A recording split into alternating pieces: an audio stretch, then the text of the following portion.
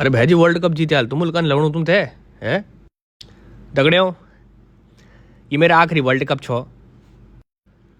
और धन्य हो मेरा देवी देवताओं की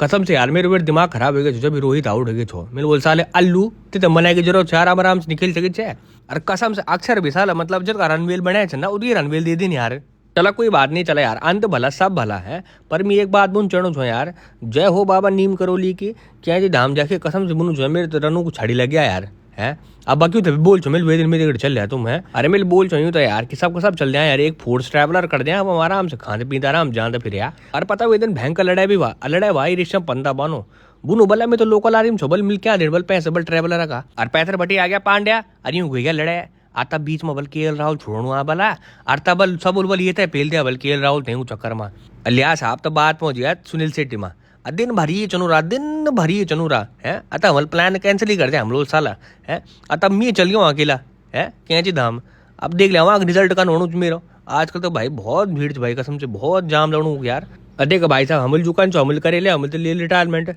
है अब जो बागडोर नया बच्चों का हाथ में भाई अरे कल्ला तो भाई आपू तो कल्ला अपने देशों तो कल्ला बड़े माँ बापू तो कल्ला अन्नी कला तो भाई ढूंगा तो ना रहो मेरे भले से तुम चलो भाई तो जय देवभूमि जय उत्तराखंड जय बद्री विशाल धन्यवाद।